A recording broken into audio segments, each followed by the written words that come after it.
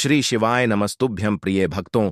24 अप्रैल वृथिनी एकादशी की रात घर में इस जगह पर जला देना एक दीपक माता लक्ष्मी जी के आशीर्वाद से न सिर्फ आपके जीवन में होगी धन की वर्षा, बल्कि बन जाओगे आप करोड़पति और खुशियों से भर जाएगा आपका घर। दोस्तों, आपकी हर मनोकामना होगी पूरी, अचानक से बढ़ने लगेगा। बैंक बैलेंस, करियर, कारोबार में दिनारा कमाएंगे, इतना पैसा आएगा कि संभाले नहीं संभलेगा, क्योंकि इस दिन का महत्व बहुत ही ज्यादा बड़ा होता है। और इस दिन आप लोगों को यह एक दीपक वाला उपाय जरूर करना चाहिए, जो कि पंडित जी ने अपनी अभी की ही कथा में यहां पर बताया हुआ है। तो दोस्तों, इस उपाय को आपको कैसे करना है, कब करना है, कहां पर करना है और उपाय को करते समय आपको किन किन बातों का ध्यान रखना है, यह सारी जानकारी हम आपको इस वीडियो में देंगे। तो चलिए दोस्तों, वीडियो में आगे बढ़ते हैं। देखिए, यह दिन इतना खास होता है, इतना महत्वपूर्ण होता है। देखा गया है कभी कभी बड़े बड़े पूजा पाठ अनुष्ठान से जो मनोकामना पूर्ण नहीं होती है, वह 24 अप्रैल वृथिनी एकादशी के दिन एक छोटे से उपाय करने से ही आपकी मनोकामना पूर्ण हो जाती है। और बहुत सारे लोगों ने इस उपाय को किया भी है और उनको इस उपाय को करने का फल भी जरूर मिला है। अगर आप लोग भी इस उपाय को 24 अप्रैल वृथिनी एकादशी के दिन करना चाहते हैं, तो आप इस उपाय को पहले अच्छे से समझ लेना, सुन लेना, उसके बाद करना। आपको इस उपाय का फल जरूर मिलेगा।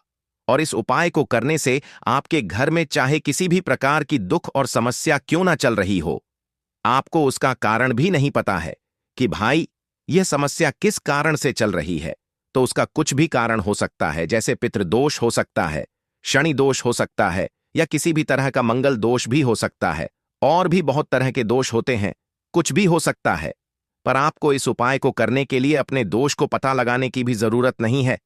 24 अप्रैल वृद्धिनी एकादशी के दिन इस एक दीपक वाला उपाय को आप लोगों को कर लेना है। दोस्तों, अब हम समझते हैं इस वाले उपाय को हमें करना किस समय है। तो सबसे पहली बात दोस्तों, हम समझते हैं कि यह एक दीपक वाला उपाय करना किसको है।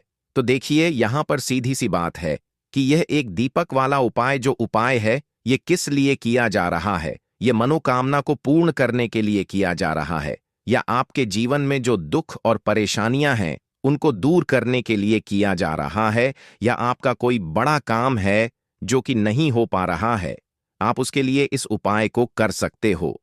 तो सीधी सी बात यह है कि आप अपनी किसी भी प्रकार की मनोकामना के लिए इस वाले उपाय को कर सकते हो।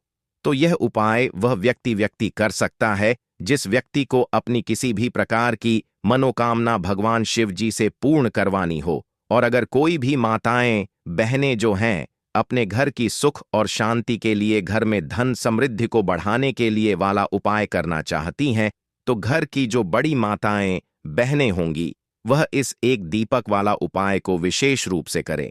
क्योंकि माताएं, बहनें घर की लक्ष्मी होती हैं, और जब घर की लक्ष्मी कोई विशेष उपाय करती है तो उसका फल ही बहुत जल्दी मिल जाता है और बहुत बड़ा होकर मिलता है।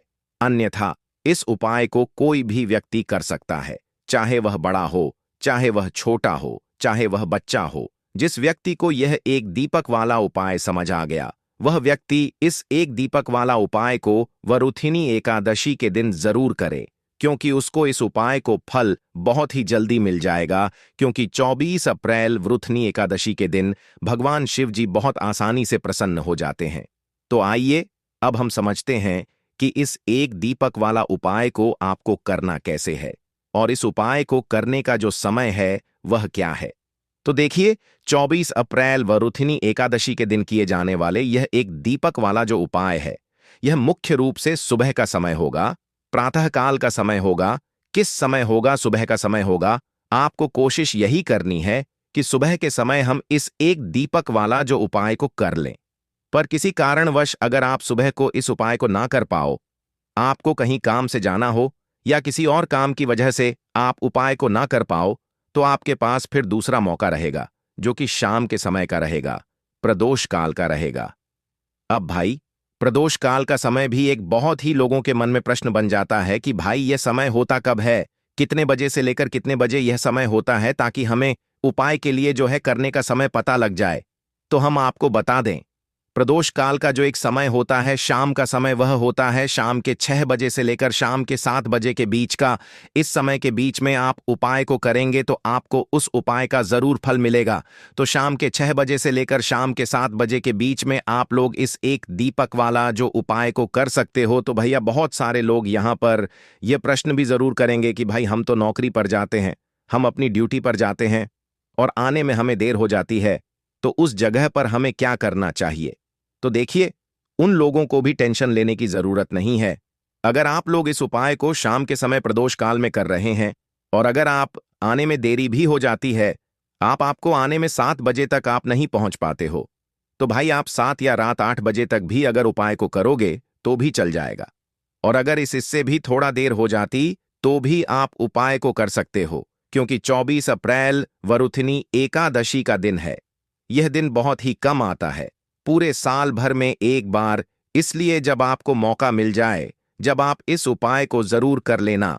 कोई भी उपाय हो, आप कभी भी कर सकते हो। वृथिनी एकादशी के दिन बस कोशिश करना कि समय के थोड़ा मतलब अंतर्गत ही कर लो, पर किसी कारणवश अगर ना कर पाओ तो फिर आप थोड़ा देरी से भी कर सकते हो, आपको उपाय का फल जरूर मिलेगा। पूज्य गुरुजी ने कहा कि जब भी वृथिनी एकादशी का दिन पड़े तो आपको सिर्फ एक दीपक वाला उपाय करना है। इससे आपके जीवन में अगर धन वैभव की समस्या चल रही है, अगर आप रुपए पैसों के लिए बहुत ज्यादा परेशान रहते हैं, आर्थिक तंगी चल रही है, कई कई बार आप प्रयास बहुत करते हैं, मेहनत बहुत करते हैं, लेकिन आपको धन प्राप्त नहीं हो पाता है, आप मेहनत करने के बावजूद भी सफल नहीं हो पाते हैं, आप अपने व्यापार में असफल हो जाते हैं, नौकरी करने के प्रयास में असफल हो जाते हैं, किसी भी कार्य में अगर आप असफल हो रहे हो या फिर आपको धन की हानि हो रही हो, तो गुरुजी ने कहा कि आपको यह छोटा सा उपाय इस वरुथिनी एकादशी की तिथि में जरूर करना चाहिए। तो चलिए जानते हैं इस विशेष उपाय के बारे में। लेकिन उससे पहले एक प्रार्थना, अगर आप द मतंग वास्तु चैनल पर नए हैं तो कृपया चैनल द मतंग वास्तु को सब्सक्राइब अवश्य कर लें और वीडियो को लाइक करके कमेंट बॉक्स में जय श्री हरि विष्णु जी, जय माता लक्ष्मी जरूर लिख दें, जिससे कि भगवान श्री हरि विष्णु जी और माता लक्ष्मी जी की कृपा सदैव आप और आपके परिवार पर बनी रहे और आपको कभी भी धन से संबंधित किसी प्रकार की कोई कमी ना हो। आज का यह वीडियो बहुत ही खास होने वाला है, क्योंकि वृथिनी एकादशी की तिथि में किए जाने वाले 3 विशेष उपाय आज आपको इस वीडियो में बताए जाएंगे। यह उपाय आप अपनी समस्या के अनुसार कर सकते हैं। इन उपायों में आपको धन प्राप्ति के उपाय बताए जाएंगे, आपकी मनोकामना पूर्ति के उपाय बताए जाएंगे, जीवन में किसी भी प्रकार के संकट चल रहे हैं, समस्याएं चल रही हैं तो उनको दूर करने के उपाय बताए जाएंगे। चलिए जानते हैं पूज्य गुरुजी द्वारा बताए गए सबसे पहले और सबसे खास उपाय के बारे में।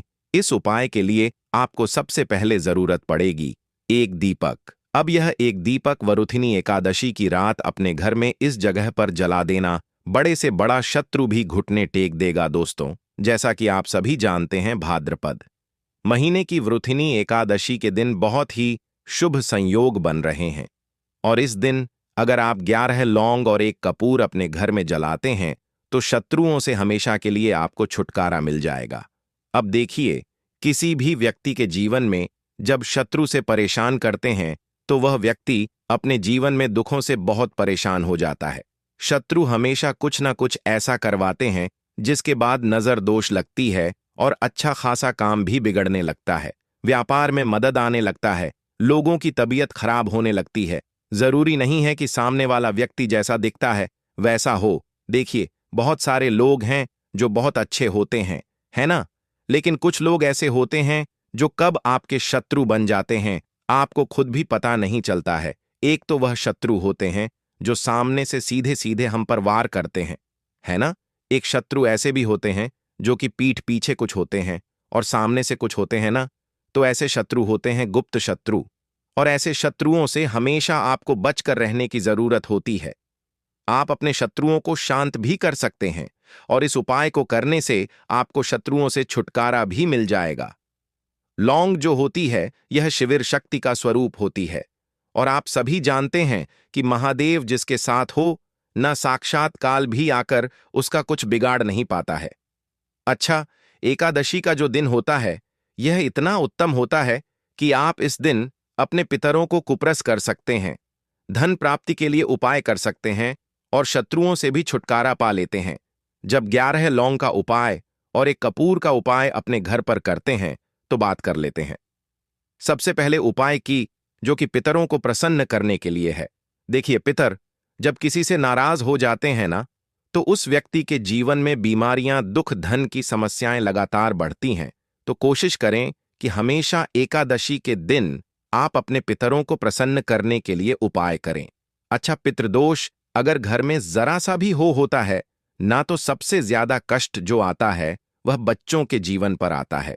बच्चों का मन पढ़ाई में नहीं लगता है, उन्हें आसानी से जीवन में सफलता नहीं मिलती है। बहुत सारे लोगों के यहाँ संतान को लेकर बहुत समस्याएं होती हैं कि संतान नहीं हो रही है ना। तो पितरों को प्रसन्न करने के लिए आपको इस दिन क्या करना है कि सूर्य भगवान को अर्घ देना है।